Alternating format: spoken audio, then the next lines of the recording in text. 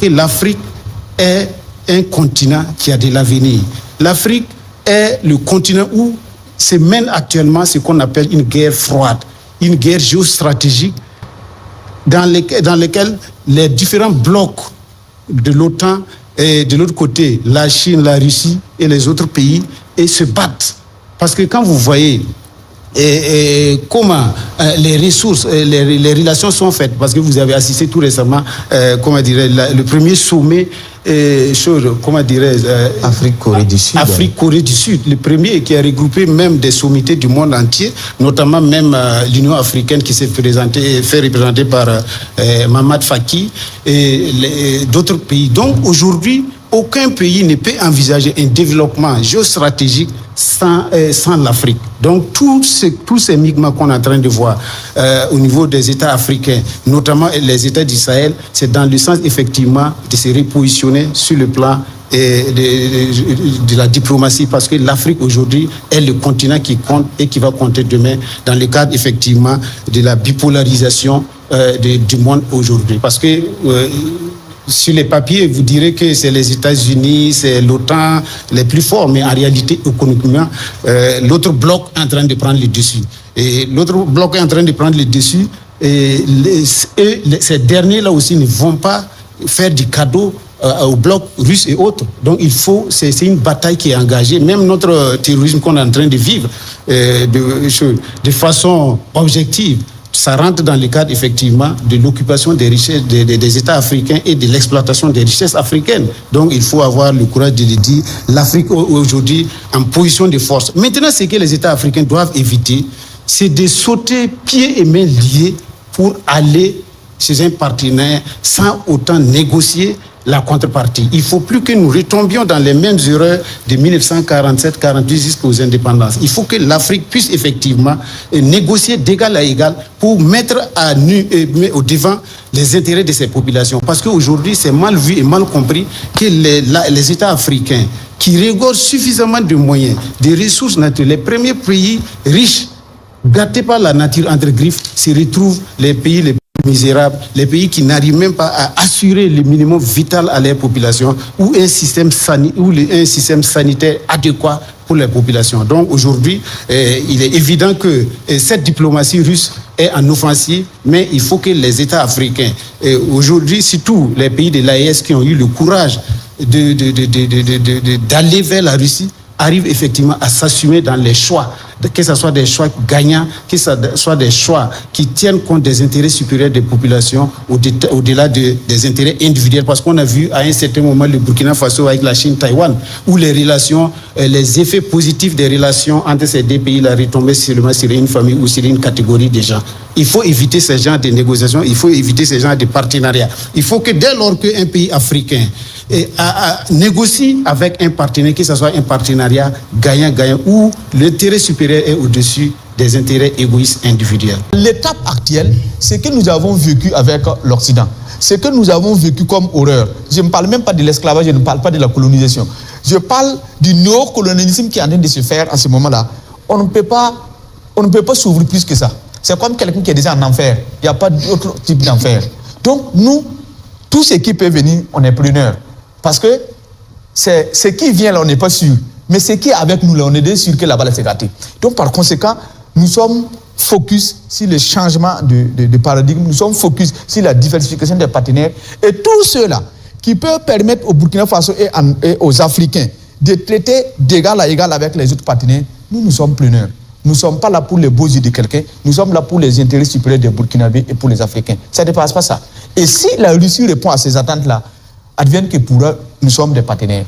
Ça ne dépasse pas ça. Merci. Adama Beyala, qu'est-ce qui fait courir tant Moscou? Parce qu'en 2 ans, c'est au moins la 6e fois. 6 visites pour Sergueï Lavrov, c'est pas forcément habituel pour ce diplomate. C'est pas habituel, c'est que aujourd'hui, pour faire barrage, obstacle aux volontés des puissances occidentales de réduire et d'isoler la Russie s'est sentie en devoir d'entrer dans une forme d'offensive. Vous faites bien de le dire, il y a eu 4 États qui ont été visités cette année. 2024. Il y eut également 7 États en 2023. Il y eut également 4 États en 2022. Au total, 15 États en moins de 3 ans. Et quand vous suivez le parcours de Sergueï Lavrov, c'est tous les États de l'Afrique, de l'Afrique australe, en passant par l'Afrique centrale, l'Afrique de l'Est, l'Afrique de l'Ouest et l'Afrique du Sahara, l'Afrique du Nord. C'est dire que la Russie, si vous constatez très bien, elle veut parler à tous les États africains. La preuve, elle avait eu le don de réunir tous les États africains à Sochi en 2019. 54 États avec plus de 45 chefs d'État.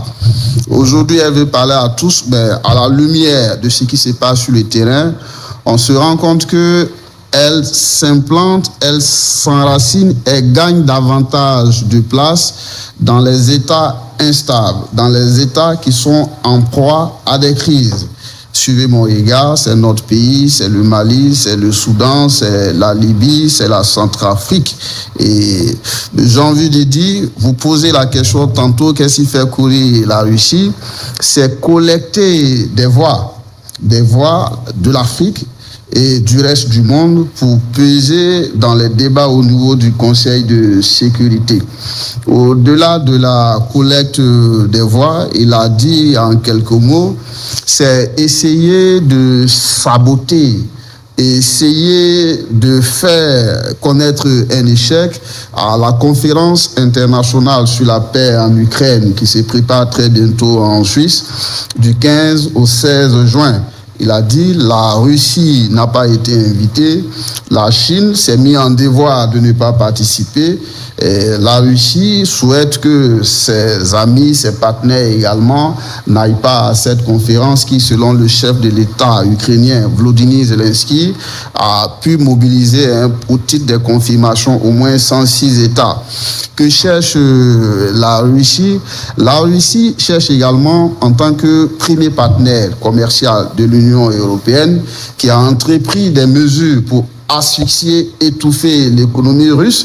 Tenez-vous bien qu'en 2022 seulement, elle avait tellement limité ses importations que la Russie perdait au moins 100 milliards d'euros en 2022 et la tendance continue avec le plafonnement des importations du baril de pétrole, des importations du gaz russe et même le gel des avoirs russes dans le monde occidental. La Russie, il a dit, était en Guinée pour l'immensité de ses richesses naturelles et donc la Russie fait la ronde des pays africains qui ont la réputation de receler des richesses en pétrole, en or, en diamant, en bois, histoire de limiter un tant soit peu les effets des mesures qu'ont prises les Occidentaux. Et vous avez partagé des images tout de suite. Et je voudrais revenir au Burkina Faso. Et quand j'ai vu la décoration du diplomate russe, 2 décennies, vous avez dit, première fois, il vient au Burkina Faso, c'est à saluer, c'est à mettre à l'actif de nos autorités, parce que vous avez remarqué que depuis que nous sommes retournés vers Moscou, c'était des diplomates, des émissaires de second rang qui venaient, mais avoir le chef de la diplomatie, j'avoue que ce n'est pas rien, il faut l'applaudir. C'est un coup diplomatique. Il faut l'applaudir très chaleureusement. Mais moi, je me suis posé une question et quand j'ai vu, vous avez défilé l'image tout de suite, décoration de Sergueï Lavrov comme commandeur de l'ordre national, je crois. Et c'est à titre exceptionnel. La question que je me pose, pourquoi? Qu'est-ce qu'il a fait? Est-ce que c'est par son intelligence que nous avons ces armes que nous recevons? Ça n'a pas été dit. Le Burkinabé veut être informé. Pourquoi est-il décoré? Ça arrive, ce n'est pas la première fois. Est-ce que c'est pour l'encourager à faire davantage pour le peuple burkinabé? Si ça se trouve, il faut le dire. Je le dis d'autant plus que Barack Obama lui-même a été fait prix Nobel de la paix, je crois, pas pour ce qu'il a fait, mais parce qu'on voulait l'encourager. Alors, le Burkinabé veut savoir, c'est une question que je me pose. Et puis, quand je regarde les domaines de coopération, j'ai vu à l'intérieur, entre autres, qu'il fallait amplifier, multiplier la coopération dans le domaine. Il y a 7 domaines qui ont été cités. J'ai vu le domaine des mines, j'ai vu le domaine de l'aide alimentaire, et puis j'ai vu également une annonce en rapport avec le renforcement des instructeurs militaires. Bon, sur les autres questions, j'ai rien à dire, il faut encourager. Mais sur cette question, j'ai envie de dire qu'il y a un léger décalage avec les domaines prioritaires qui avaient été définis à Sochi lors du premier sommet qui avait eu l'honneur et l'insigne grâce de réunir au moins 54 États africains. Au lieu de continuer la coopération dans le domaine de mines, ça nous ramènerait au moins 40 ans, 30 ans derrière. Parce qu'avec la Russie, nous avions eu une coopération du genre sur les mines, notamment sur le site de Koura. Aujourd'hui, si nous voulons vraiment changer de paradigme, et je crois que nos autorités sont dans cette dynamique, il eût été intéressant de négocier avec la Russie dans le cadre de la transformation des ressources minières sur place, plutôt que de dire mine. Ça laisse entendre que la matière première brute, elle est produite et elle est exportée. Alors, j'ai également vu aide alimentaire. Moi, j'aurais plutôt préféré qu'on parle en rapport avec ce qui avait été défini à Sochi, de coopération dans le domaine agricole. On entend dire et trompeter que plutôt que de donner, il faut apprendre à pêcher. C'est de ça que nous avons suffisamment besoin. Et les volets en rapport avec l'aide alimentaire pourraient être, on n'a pas besoin de le dire, utilisé comme un outil de relations publiques. Et la question également que je pose en rapport avec le renforcement des instructeurs militaires est de savoir combien sont-ils qui vont venir? Combien sont-ils qu'on a déjà accueillis? Parce qu'il apparaît, il est de notoriété publique que les instructeurs russes sont au Burkina Faso depuis le mois de janvier 2024. Combien sont-ils présents? Y a-t-il un nombre qui est parti pour qu'un autre vienne? Si ça se trouve que les premiers qui sont là sont encore là et que d'autres doivent venir s'ajouter à eux, ben on a la faiblesse de croire qu'il ne s'agit pas d'instructeurs. S'agit-il de combattants? S'agit-il d'éléments du groupe qui vient en remplacement du groupe Wagner Africa Corp? Il est intéressant de le dire, et il serait intéressant de le dire en cela que ce serait de nature à rassurer les Burkinabés de façon générale et aussi les soldats sur ce qu'ils peuvent attendre de ces Russes qui sont au Burkina Faso. Viennent-ils seulement pour la formation? Viennent-ils également pour combattre à nos côtés? C'est intéressant de le dire pour l'ensemble de la communauté nationale. Merci. Bon, moi, je pense que Bayala, ce que vous dites, c'est pertinent, mais qu'on dévoile le nombre d'instituts qu'on a, ce n'est quand même pas stratégique. Et ensuite, que Lavrov soit décoré, s'il vous plaît, que Lavrov soit décoré. Il y a eu combien de personnalités qui ont été fait commander si on a pris des explications?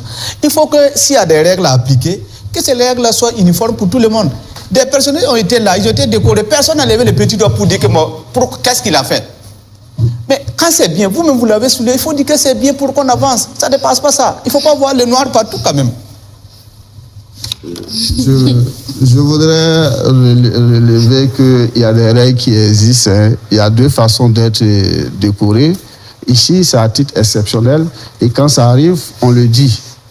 Et vous avez un des nôtres, un jeune, j'ai envie de dire, sapeur-pompier, tenez-vous bien, il y a quelques années, qui avait été décoré. Et il n'avait pas rempli le nombre d'années nécessaires. Mais on avait dit pourquoi. Ici, il convient de dire, ça va dans le sens du renforcement de la transparence et des valeurs et des principes. C'est une évidence. Pardon? C'est une évidence que c'est dans le sens du renforcement des relations entre Moscou et Ouagadougou. Avec Moscou, mais nous, on a besoin de savoir pourquoi on le décore. C'est intéressant quand même, ce serait de nature à agir sur le prisme des valeurs que le Burkina a décidé de dérouler dans le cadre de la présente transition. D'accord. Ou bien ce n'est plus transition. Francine Savadogo, Bayala l'a reconnu dans son développement. C'est un grand coup diplomatique pour le Burkina Faso. Est-ce que c'est votre analyse aussi, cette visite de Lavrov à Ouagadougou?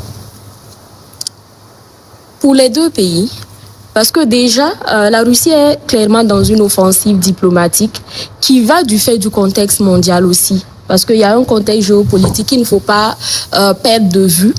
Du fait que nous sommes dans une situation où la Russie aujourd'hui veut se positionner ou se positionne comme une puissance. Et quand on parle de puissance, une puissance c'est des alliés. Elle est dans son bon droit de rechercher des alliés comme les Occidentaux aussi. Donc, je pense que de part et d'autre, déjà parce que au niveau avec l'arrivée il y a eu la réouverture de l'ambassade de Russie au Burkina Faso. C'est vrai que les relations diplomatiques avaient repris, mais on avait une ambassade à Moscou, mais Moscou n'avait pas d'ambassade au Burkina. Et également, comme l'ont souligné mes prédécesseurs, n'oubliez pas qu'il y a eu depuis 2019 un sommet de la Russie-Afrique qui était à sa deuxième édition, je pense, en 2022 ou 2023. Donc, ça veut dire que la Russie est clairement, en fait, dans sa posture de puissance qui est en devenir ou en développement, qui est aujourd'hui en recherche de partenaires. Et il se trouve aussi que nos États, pour ainsi le dire, cherchent aussi l'allié parfait qui pourra aussi répondre aux attentes du moment. Donc, clairement, c'est une question d'enjeux de part et d'autre. Et s'il se trouve que les enjeux sont partagés ou les opportunités sont partagées, bon, il n'y a rien de mieux, je dirais. C'est vrai que cette personnalité, c'est quand même le ministre des Affaires étrangères russe et qui est en poste aussi depuis très longtemps en Russie. C'est quand même... on va le dire, c'est quand même un bon coup pour le Burkina Faso. Je pense aussi que ça va également booster, je le dirais, les relations entre les deux pays. Merci d'avoir regardé la vidéo. Avant de nous quitter, n'hésitez pas à partager vos avis dans les commentaires. À bientôt pour de nouvelles vidéos.